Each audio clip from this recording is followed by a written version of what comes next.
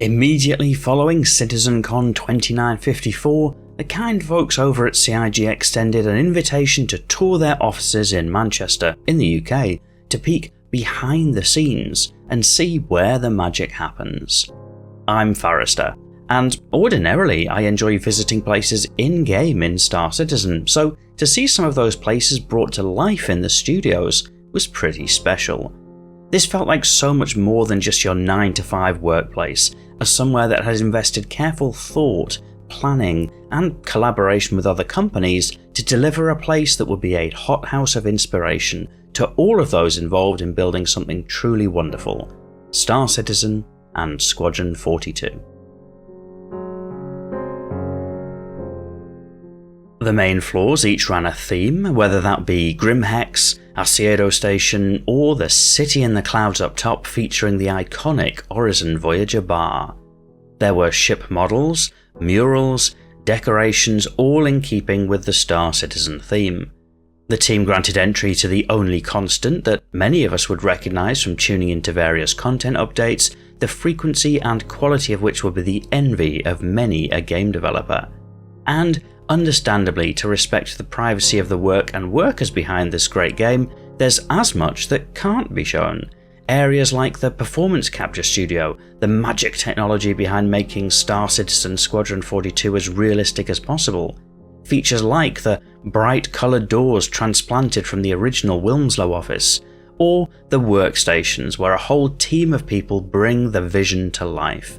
No doubt there will be those who would criticise the studios as extravagant, but it's important to remember, Star Citizen and Squadron 42 aren't supposed to be yet another formulaic game to consume. They're supposed to be breaking the mould, about doing something far greater, and the decor certainly seems to encourage that.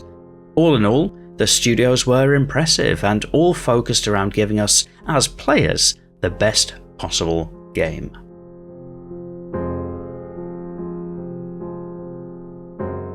But the studios weren't the most impressive thing on display. The tour happened immediately after a full CitizenCon weekend, a jam-packed, energy-filled event, the culmination of weeks, months of work for many of the people behind it all. Personally, I was exhausted, and all I had to do was turn up and enjoy the show, so I can only imagine how tired all of our hosts must have been after many a late night in preparation. But it didn't show. What shone through was a group of very passionate people, proud to show their workplace, eager to share the part they played in the panels of CitizenCon in realising the vision of Star Citizen or Squadron 42, aspiring to create a masterpiece.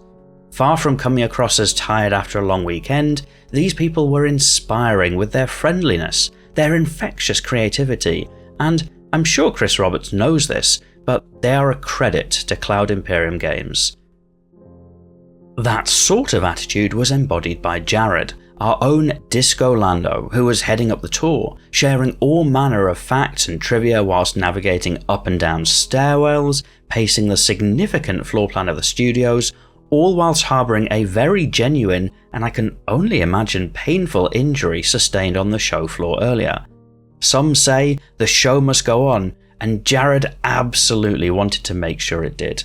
These people are dedicated to making the best damned space sim ever, and whilst there's always room for constructive and healthy criticism, it's also fair to be grateful to all the passionate folks who are moving this project forward, bit by bit, patch after patch.